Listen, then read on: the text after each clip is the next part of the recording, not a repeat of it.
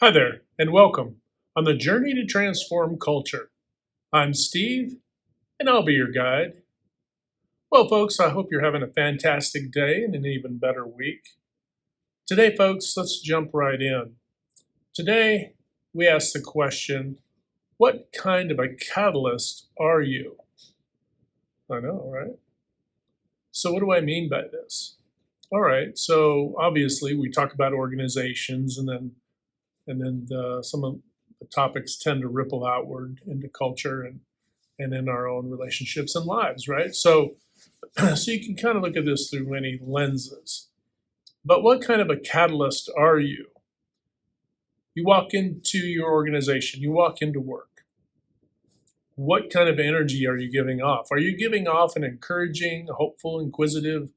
Are you bringing high energy, right? It doesn't mean that you have to be over the top in your energy or a clown, right? We're not talking about being a clown. But are you bringing a very genuine, positive, I guess you could say vibe, right? Are we bringing a positive vibe into the room? Or when we walk into the room, are we picking at people? Are we picking? Are we picking? Are we, digging on? Are we slicing and dicing? Are we, uh, dredging up things that are controversial? Are we being divisive? Or are we creating division within people who are already, say, in the room or in the organization when we arrive? And it doesn't matter if you're the newest employee, all the way up to the CEO and everybody in between, because we all have environments that we work in. And if you're walking into an environment made up of multiple team members of any part of the strata, then you're bringing a particular energy. You're a catalyst either for the better or for the worst. Maybe on occasion, and there is a thin line in the middle, the apathetic, those who don't really change the temperature. Okay. Um, Perhaps some folks are using that, right? That's the silo they use to hide behind so that there isn't an expectation. Maybe they're trying to avoid conflict as well, right? They're trying to avoid those, bringing in the negative. So it may be a defense mechanism to be riding that neutral line. And one can certainly see why one would do that, right? Or many, depends on how healthy of an organizational culture you have. But in general, are you bringing, more of a positive energy as a catalyst? Are you a catalyst for good things, for good outcomes? Are you a catalyst for the hopeful? If there's a problem, do you swing right into being cynical and pessimistic, or do you, hey, let me look into that. I think we can figure this out, right? Are you hopeful? Are you open to the possibilities, right? Instead of just flexing right to the negative. Oh, here we go again. All the phrases you might hear in a work environment from those who tend to carry a little bit of a pessimistic attitude. And we might just think, well, so and so is always kind of grumpy. That's just their personality. Well, it's not really somebody's personality. If anything, a person who's a little bit grumpy is probably going to be neutral because they just want to be in their own sphere, right? That's their hiding place, because they don't want to deal with a whole bunch of stuff. So the defense mechanism we talked about in the middle really means that there might be those who are pessimistic and very lacking in optimism, unoptimistic, who reside in the neutral because they just want to be negative peacefully, right? Peacefully negative, the peaceful pessimist, we'll call it, right? But that really isn't going to work for very long because those folks are going to become they're going to become frustrated, right? They're going to become frustrated over time, and then what is going to happen is it's all going to percolate, percolate, percolate until they blow their cool, right? And then, that's typically when people say and do all kinds of, things that aren't nice. We could definitely say, definitely not professional and not positive outcomes. Don't lead to positive outcomes for customers for sure, much less for to create a healthy organizational culture in the wake. So, that neutral area may seem like a hiding place, but it doesn't last for long. At a certain point, you're going to have to make friends with a couple simple facts. Either you're going to have to choose to be hopeful and optimistic and train your brain, right? So part of this is breaking cycles, which I'll probably address in another video at a later time. But you're going to have to break the cycle, right?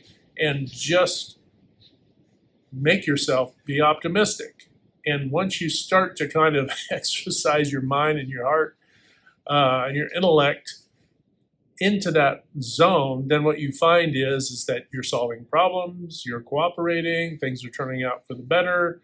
There's always going to be wrinkles and challenges, right? We're never lacking in challenge, but how we approach that challenge makes all the difference. And so we want to be a catalyst for the good, right? For the best and better, best, whatever, greatest outcome that we can possibly get, right? Not only for ourselves, of course we want that, but not to the exclusion of the team, of course, and definitely not to the exclusion of the customer. Remember, customers' requirements come first, always, even to our own comfortability. So if you are a person who has your routine down and your routine now is being upset by a customer requirement, so you have to do something you don't normally do or flex to take care of something, what's your attitude when that happens? Are you irritated that now your comfort zone and your routine is broken up? That's the quickest way for you to realize that you've made an idol of your routine. You made an idol of your routine. Your routine and your comfortability has taken precedence over your customers and your team members. And that's a good barometer, right? A good way to figure out where you fall on the spectrum of being a positive, catalyst for good, right? Versus one who's a little more pessimistic. And some, they're nefarious. If you're watching this, you're probably a nefarious person wouldn't sit through this video, right? They'd probably click off after 30 seconds. And why is that? The last thing they want to do is look at themselves and do a little self-analysis to figure out, hey, how can I get better? More often than not, you have to be kind of a hopeful, optimistic, and a person who wants to grow to be able to look for opportunities to do that, to grow in your intellect and your wisdom, right? To become better. We all want to become better. I do the same thing. I can't coach. I mean, I can coach myself, but and I often do, in my own head.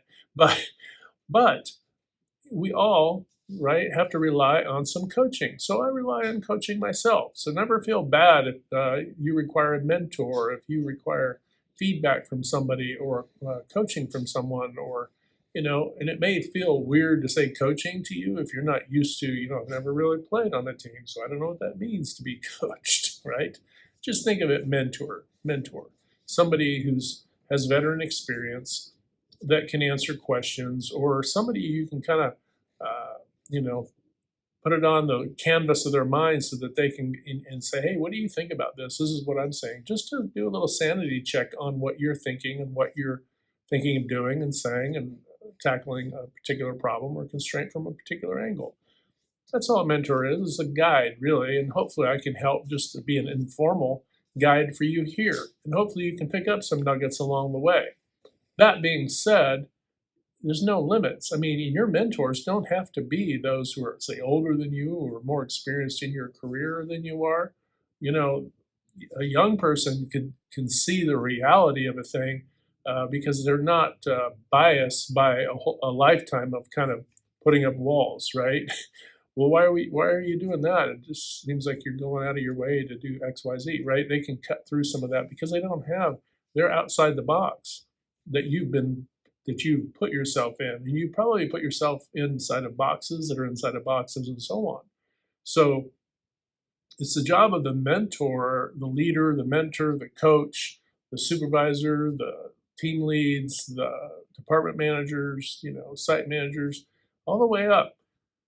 It's their job to remove constraints and to help people get out of the boxes, even if they're self-imposed mental constraints that they put on themselves, and encourage them to pursue things that are in a positive, healthy way, right? If you're not doing that, that's what you need to be doing. Definitely don't want to guide and mentor people down a negative path where you're teaching or training them to be nefarious or to protect their territory and, kind of a self over team kind of a situation. You don't want to really go down that path because what happens is that now you've created division. And when there's division, nothing good comes from it. All right, folks, just a quick topic today. What kind of catalyst are you?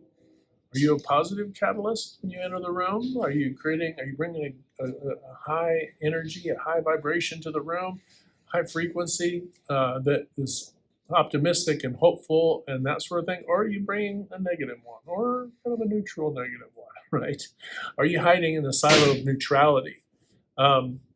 People do that, and a lot of empathy should be given to those who are in that neutral zone because they need to be encouraged to leave that neutral zone. Stand up for what's right. Speak up for what's right in a professional way, right? We don't have to be unprofessional, rude, or mean-spirited or any of that stuff to speak up. If we are, then we have to ask ourselves, is what we're talking about, is it more about me or is this situationally about our customer and about what we're doing? So do a little self-analysis to figure out where you are on that, on that scale, because a lot of great outcomes can follow when you can get your energy into becoming a positive catalyst. All right, folks, just a quick one today. Hope you're having a fantastic day and an even better week.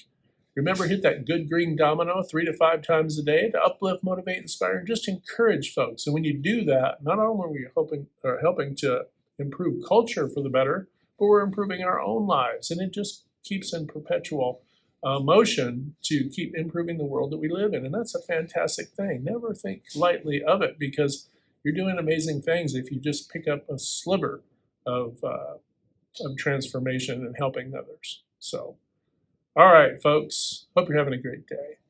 Hit like, share, and subscribe. Until next time, we'll talk to you later.